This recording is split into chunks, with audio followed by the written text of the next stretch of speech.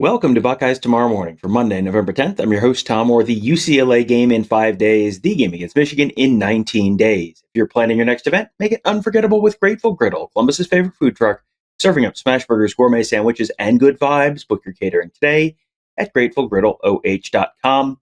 Taking a little bit of a look back real quickly at the Ohio State Buckeyes 34-10 win over the Purdue Boilermakers on Saturday in West Lafayette. Not the most scintillating game in the history of Ohio State football, but I think a lot of stuff went into that. One is that Ohio State kind of knew, okay, an opportunity to play a bunch of different guys. You'll hear a little bit about that later on in the show. It was also, they were missing a couple of key pieces on offense. Carnell Tate didn't play. Phillip Daniels didn't play. Ryan Day, on this show, you're going to hear a bunch from Ryan Day in his post-game comments, and he was asked about those two guys, Carnell Tate, Phillip Daniels. Why did they end up not playing? Yeah, both guys, really wanted to play, and just we got to the game, and Phil was somebody that we weren't sure how it was going to go.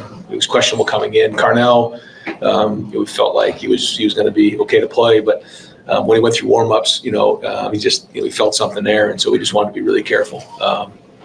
Could he have played? Yeah, probably, but. We're going to just rest them and make sure, which gave us an opportunity to get some other guys in the game, which was great. That was kind of the idea. Watch some guys step up. So it was great to see Ian Moore play. I don't know what he graded out, but when you don't notice somebody, that's a good sign. And then it was good to see Max had 5 catches, Brandon had 3 catches, Bryson Rogers had 2 catches, and then it was good to see Mylan come back with a catch in the second half as well. So, we're going to need all these guys, and it gave us an opportunity to get some guys in the game, but, we hopefully get them healed up and ready for next week. In addition to Phillip Daniels, the offensive line was also missing Josh Padilla. He didn't even make the trip, and we'll give you the whole update on his situation a little later on in the show as well. But you just Brian Day's evaluation of how the offensive line played without Josh Padilla, without Phillip Daniels, and rotating in a bunch of different guys. Yeah, overall, we'll have to see what the grades are, but we wanted to run the ball, and in order to get the run game going, you got to give it a chance to get going. In this game, we ran the ball 43 times for 170 yards. I think it was efficient, and that was, for the most part, it was efficient. It wasn't great, but there were some good hits on there. Bo, I think, averaged 5.4, Isaiah 6.7, James was 3.2. So.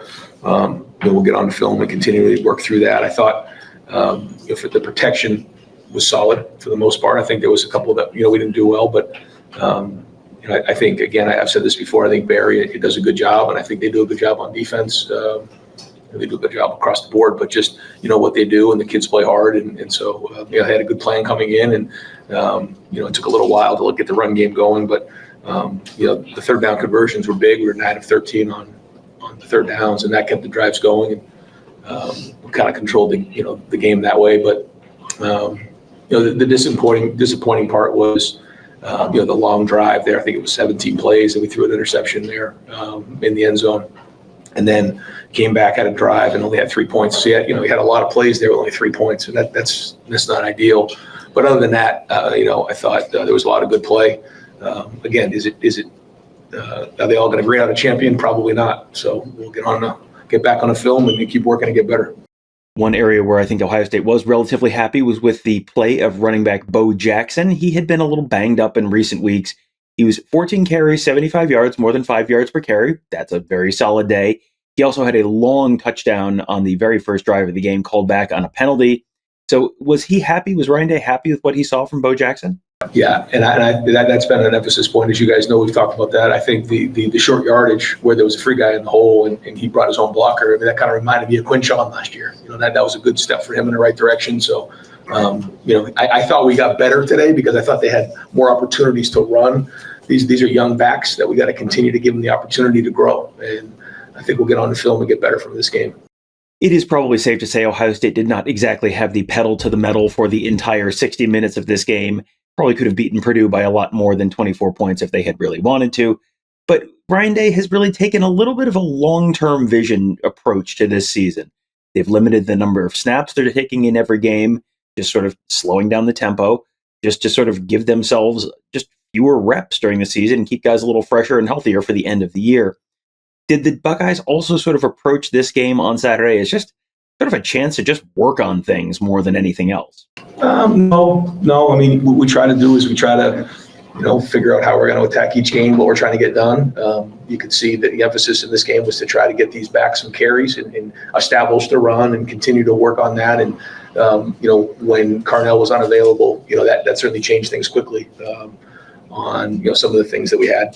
But it was still, for Jeremiah to still have the impact he did, not having Carnell on the other side of the ball, just speaks volumes to what he does and just how impactful he got. It goes without saying. But when you don't have Carnell out there, it is a little different. And so that does change things a little bit. But good to see Max get some plays, Brandon have an impact on the game, and then the running backs got to do their deal. So, we always want to score as many points as we can, but we also need to continue to improve in certain areas, and that was certainly an emphasis point in this game.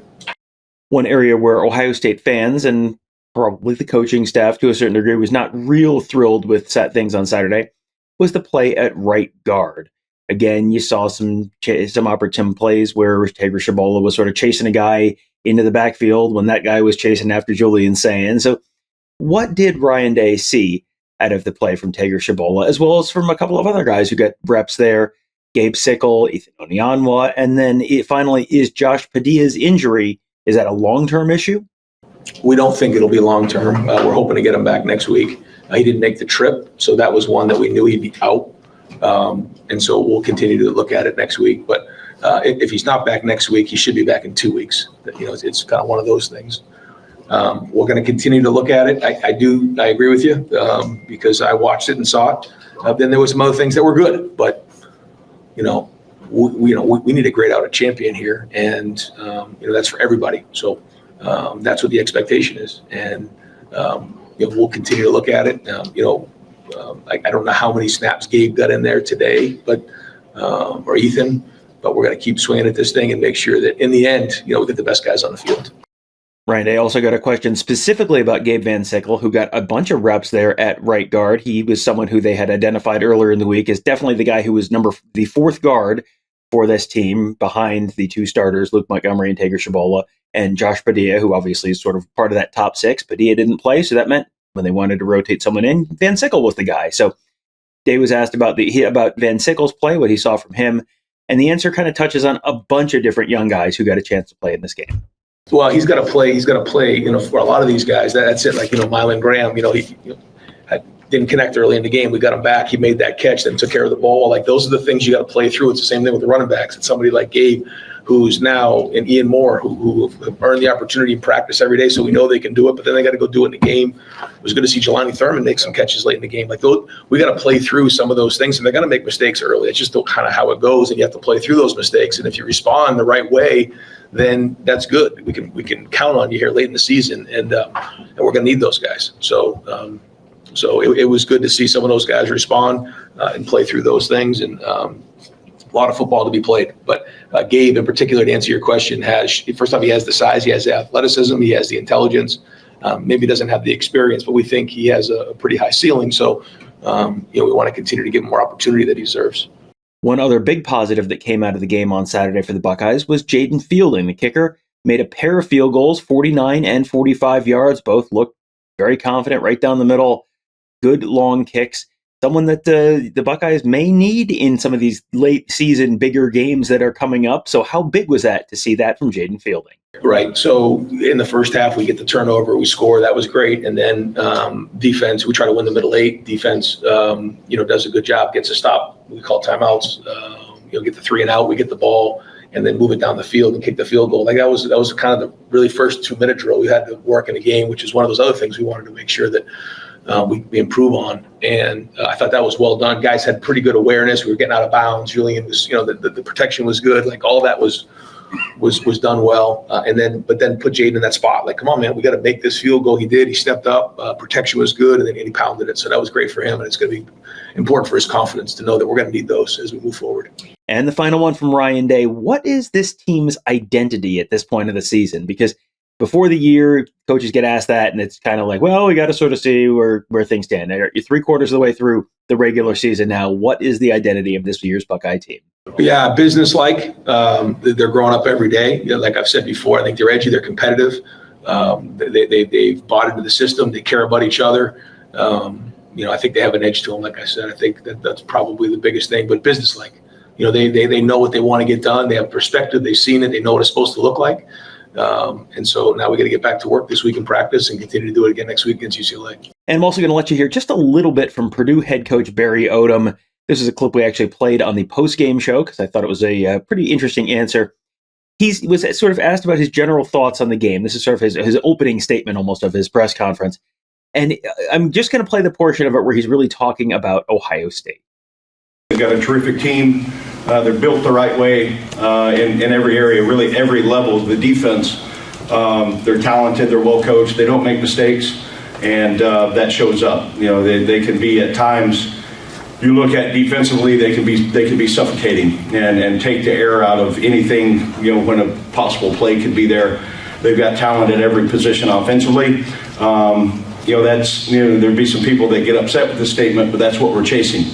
And that is right now in our league, they're setting the standard. So every single day working to chase that. And as soon as they're not that, then we'll continue the chase. But from recruiting, from development, from calling the game, to all those things, right now they are setting the standard. So it's our job to chase that, catch up. And I give them a lot of credit on how they're built and then how their kids go play. All right, that will do it for today. We'll have much more coverage all week long. All the shows you've come to know and expect, the Ross Fulton shows and all that. Coming up later on this week, we'll have coverage of looking back at this Purdue game. We'll have another update on Tuesday on the college football playoff rankings. And we'll have plenty to preview for the upcoming game against UCLA. That's all coming up this week at BuckeyeHuddle.com, Buckeyes Tomorrow Morning, Buckeye Weekly Podcast, all the places you can find us, youtube.com/Buckeye Huddle as well. That'll do it for today. Thank you guys all for joining us. Have a great day. We'll talk to you tomorrow.